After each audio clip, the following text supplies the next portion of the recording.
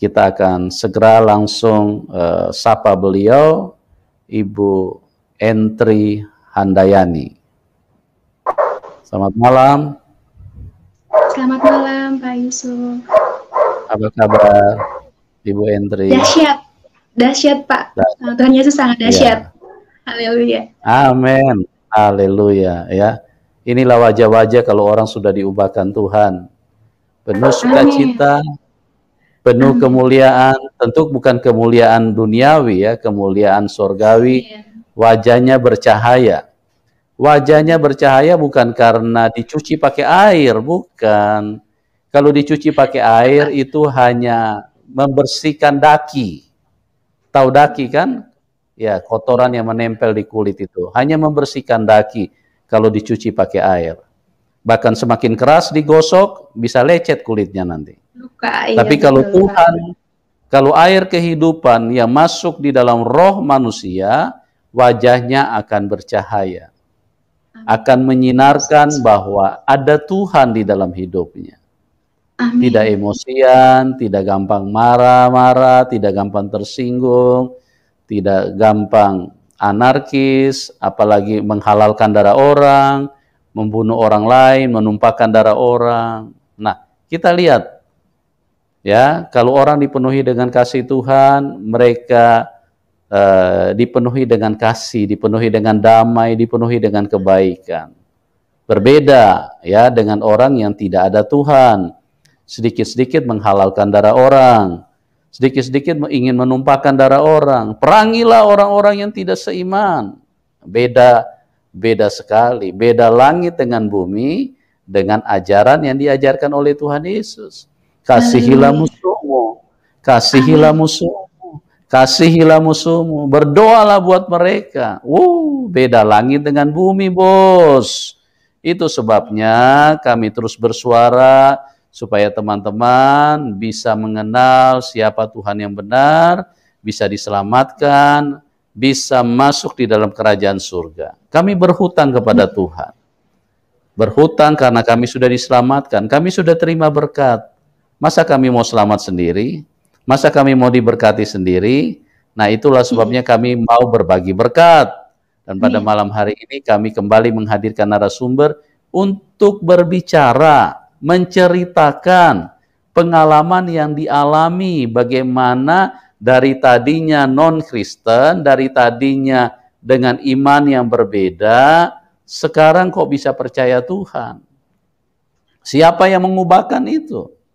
Itu sangat mustahil bisa berubah kecuali Tuhan Yesus hadir di dalam hidupnya. Nah, oleh sebab itu teman-teman, saya akan langsung saja kepada narasumber untuk Ibu Entri bisa bersaksi kepada kita pada malam hari ini. Terima kasih sudah hadir, Bu Entri. Dan kesaksian Anda akan sangat memberkati kita semua.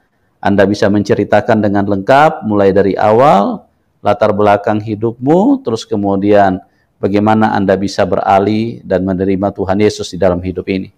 Oke, Mbak Entri, waktu dan tempat saya serahkan kepada Anda. Silakan. Terima kasih buat Bapak Pendeta Yusuf Manobolo beserta tim. Saya berasal dari Jawa Tengah, Purbalingga. Perkenalkan, nama saya Entri Handayani. Saya latar belakang saya adalah seorang Muslim dan saya dididik dari kecil untuk tidak mengenal Kristen.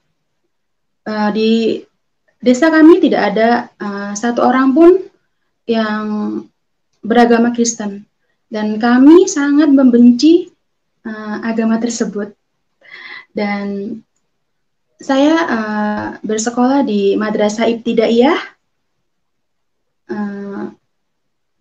dengan pendidikan yang sangat keras untuk agama Islam ya.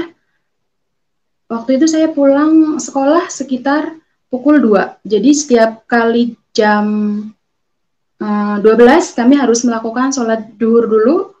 Setelah itu baru kami boleh pulang. Jika tidak sholat duhur, kami tidak boleh pulang. Nah, setiap kali menjelang sore, ibu saya itu udah Kalau saya belum pulang, ibu saya itu udah jalan-jalan nyari saya sambil bawa pukulan itu, biar saya itu pergi ngaji dari jam 5 sore hingga habis isya. Kalau saya pulang sebelum habis isya itu, saya dimarahin. Saya dipikirnya jalan-jalan aja, pergi kemana ngelayap, nggak tentu arah. Dan kakak saya itu sangat keras ya orangnya. Kalau saya nggak ngaji, pasti saya dipukul. Dan keluarga saya itu tidak ada yang Kristen, semuanya Muslim. Bahkan dari keturunan kami ada yang menjadi kiai juga, ada juga yang hafidah, dan malah saya sendiri yang menjadi murtad. Bahkan mereka berkata, lebih baik kami tidak memiliki saudara seperti kamu, kalau kamu mau menjadi murtad seperti itu. Dan peralihan proses bagaimana saya pindah dari agama Muslim ke Kristen diawali dari saya berkenalan dengan seorang laki-laki yang saat ini beliau menjadi suami saya. Puji Tuhan. Saat itu 1 tahun kami berkenalan dan kami memutuskan untuk bertunangan dulu ya. Waktu itu kami sudah menentukan hari dan tanggal pertunangan kami. Waktu itu hari Senin 2010 kami melangsungkan pertunangan itu, dan saat itu tuh hujan lebat. Kami niatnya nikah pertunangannya itu sekitar pukul 3:30 sore, dan itu hujan sangat lebat dan anginnya sangat kencang. Saya berkata dalam hati, ya Tuhan, maaf, ya Allah, apakah ini pertanda bahwa Engkau tidak mengizinkan saya untuk bertunangan dengan calon suami saya, seperti itu. Saya bingung, dan ketika itu suami saya telepon. Pertunangan kita bukannya dibatalkan, tetapi diundur. Karena waktu itu kan hujan lebat, dan ragu juga saya untuk mengatakan iya atau tidak. Karena dalam hati saya itu berat untuk meninggalkan Allah Subhanahu wa Ta'ala.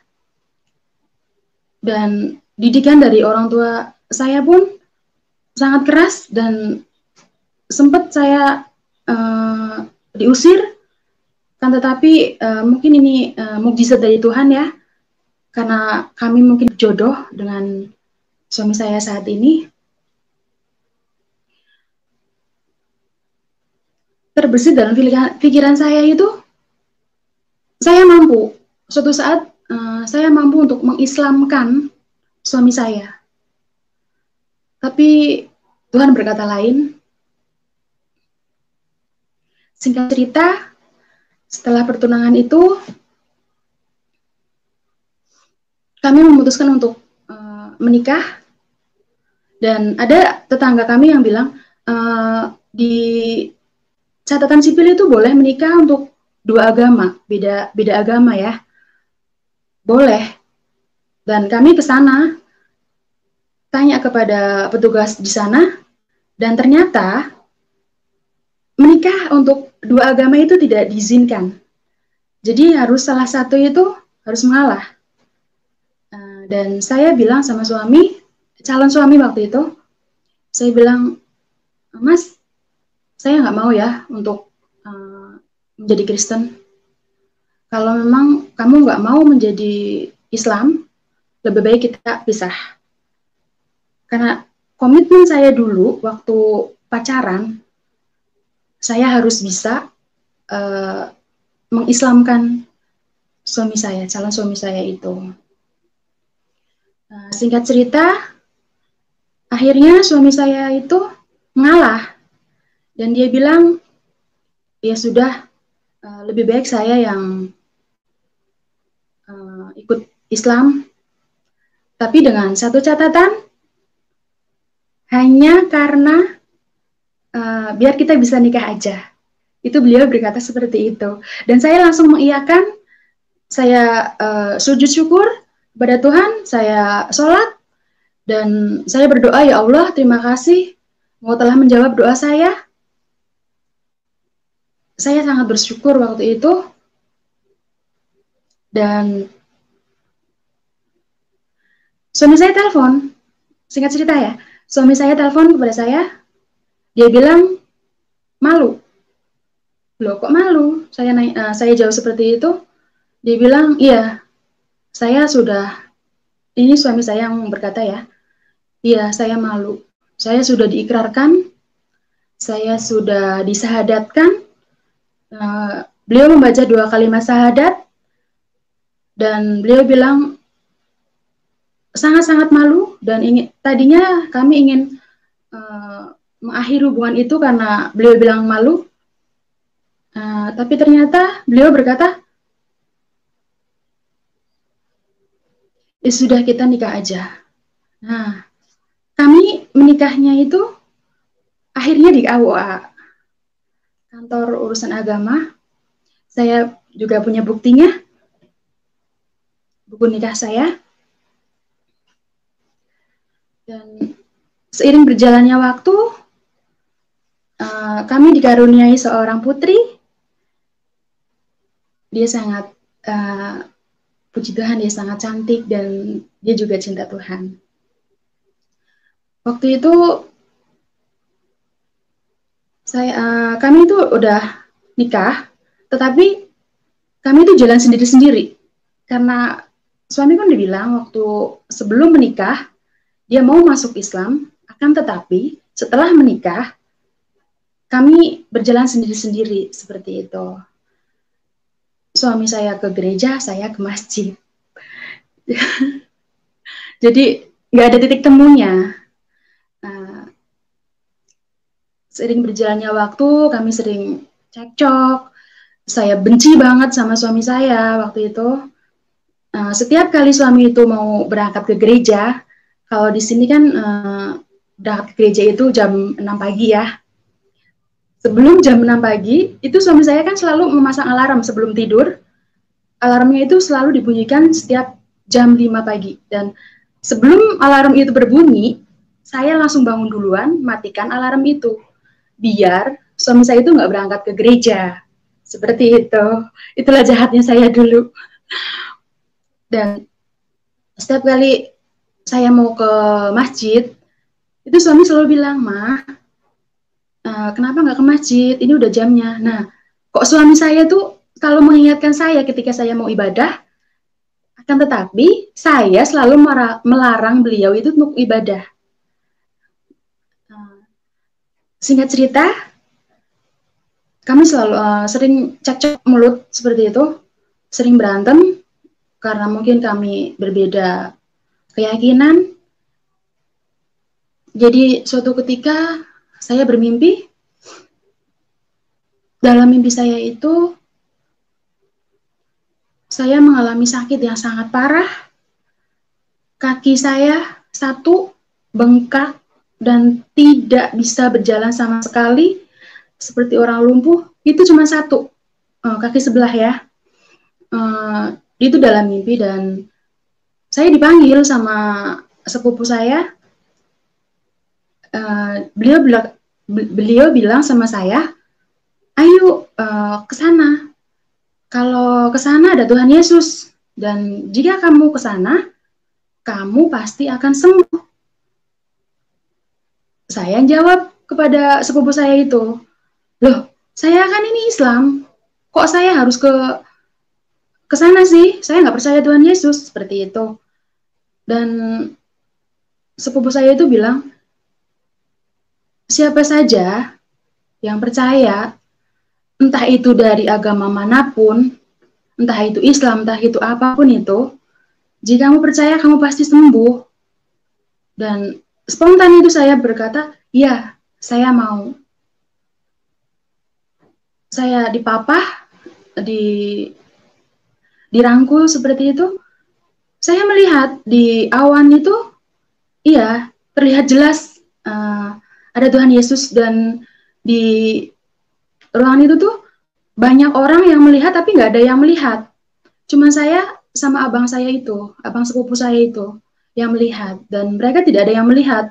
Dan saya juga berseru, loh, itu kan Tuhannya orang Kristen. Oh, iya, iya, iya. Ya seperti itu berarti Tuhannya orang Kristen ya. Nah, pagi harinya saya terbangun, dan saya bertanya-tanya dalam hati, apa ya arti mimpi itu? Kok saya bisa mimpi Tuhannya orang Kristen? Saya penasaran dalam hati, saya ingin mencari jawaban dari mana. Sedangkan saya sama suami kurang akur, karena saking bencinya saya sama agama Kristen ya. Tapi puji Tuhan, waktu itu bertepatan dengan doa 10 hari, saya belum mudeng itu waktu dulu, belum maksud apa itu artinya doa 10 hari. Saya bilang ke mama mertua saya, "Mah, besok saya mau ikut ke gereja, boleh apa enggak?" Dan beliau sangat kaget, sebab beliau tuh tahu banget begitu bencinya saya sama Kristen, dan beliau bilang, loh, apa yang membuat kamu itu berubah pikiran seperti itu? Saya tidak memberikan alasan yang saya mimpi itu, saya tidak memberikan pernyataan seperti itu. Saya cuma diam, saya cuma bilang, ya saya pengen ke gereja. Oh ya udah, besok malam mulai ikut aja, ya seperti itu. Saya langsung malamnya itu saya ke gereja, saya ikut doa 10 hari itu, dan begitu saya masuk ke ruangan itu, terasa aneh, kok gini ya ibadahnya orang Kristen seperti itu. Saya duduk di lantai, beralaskan karpet kecil itu, saya duduk di situ, dan mereka pada bernyanyi-nyanyi gitu, puji Tuhan, menyampaikan puji-pujian ya, seperti itu. Mereka ya, saya bingung seperti di situ, saya bingung kok kayak gini gitu. Nah, selesai puji-pujian itu, Bapak Gembala menyampaikan sebuah firman yang di situ berbunyi, kasihilah musuhmu. Loh, kok kasihilah musuhmu ya? Dalam hati saya itu bertanya-tanya. Di mana-mana musuh itu kita harus bunuh, kita harus benci, kita harus abaikan seperti itu. Karena musuh itu kan nggak penting. Tapi kok dalam kekristenan, musuh itu justru harus kita rangkul, kita doakan, kita berikan contoh pada mereka yang baik-baik, supaya mereka memiliki jalan juga yang baik, seperti itu. Kita harus menolong mereka. Dan saya takjub gitu, loh, kok ada ya agama yang mengajarkan seperti itu? Karena saya di dalam Islam sama sekali tidak pernah mengetahui ada ajaran seperti itu. Yang saya tahu, darah orang Kristen itu halal. Itu yang saya aneh dalam Kristen. Dan waktu itu, seiring berjalannya waktu,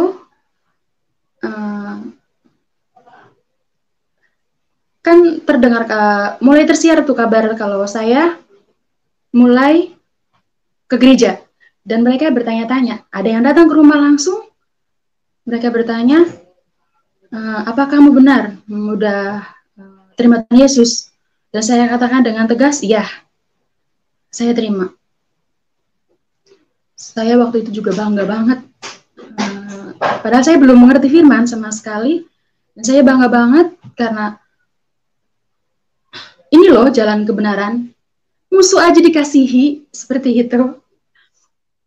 Ada juga tetangga yang datang tiba-tiba pagi-pagi ke rumah saya, mengetok rumah saya, dan dia bilang, kamu itu rugi, masuk Kristen itu rugi, kamu bakal jadi arengnya neraka, kamu bakal susah, kamu bakal, pokoknya dia itu bersumpah serapah mengutuk saya yang masuk Kristen, itu langsung face to face. Dan saya hanya, ya terima kasih, itu aja. Dia langsung pulang. Singkat cerita, keluarga saya pun mendengar hal seperti itu, dan abang saya bilang, kamu jangan pernah lagi injak rumah saya,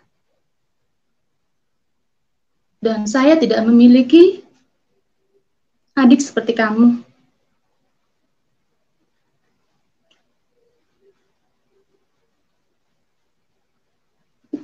Tapi saya percaya, setelah saya mengenal Tuhan Yesus, saya memiliki saudara lebih dari saudara kandung saya sendiri.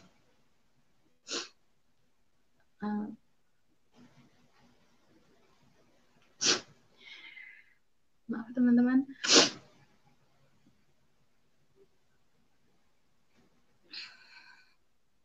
Dan seiring berjalannya waktu, saya dibaptis. Karena saya sudah tidak sabar, saya bilang kepada ibu gembala saya sama bapak gembala saya mau segera dibaptis, saya mau sungguh-sungguh di dalam Tuhan, saya mau lebih mengenal Tuhan Yesus. Kata bapak ibu gembala di tempat saya mereka bilang, ya, setelah doa 10 hari ini selesai, kamu dibaptis.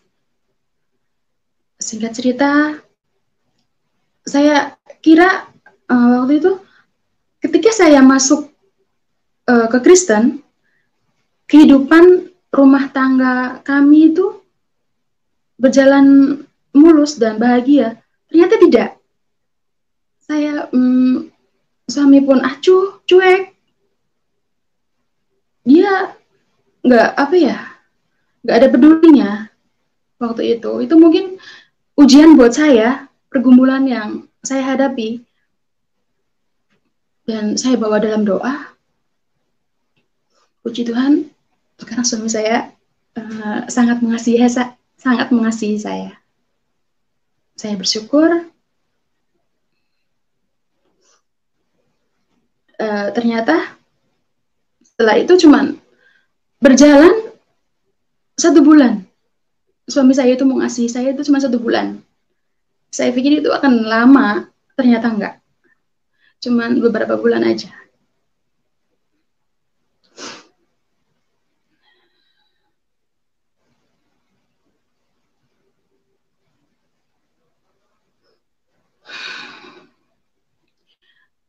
Ketika itu saya bilang sama suami, karena kami ribut besar, ada suatu masalah yang kami alami.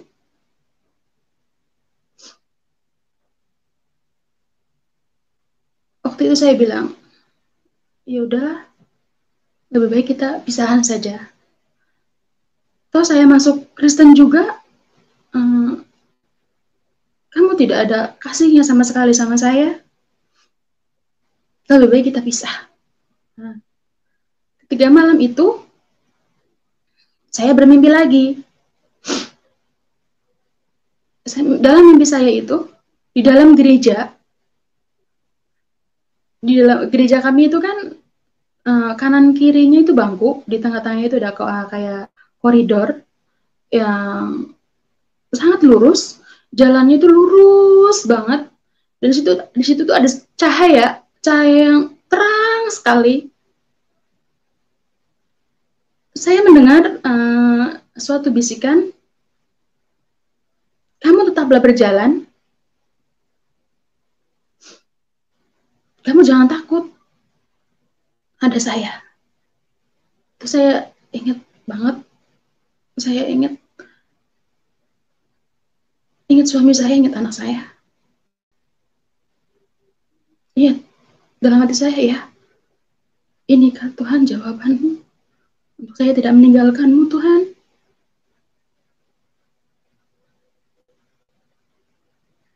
Singkat cerita, saya mengalami banyak mukjizat setelah saya mengenal Tuhan Yesus.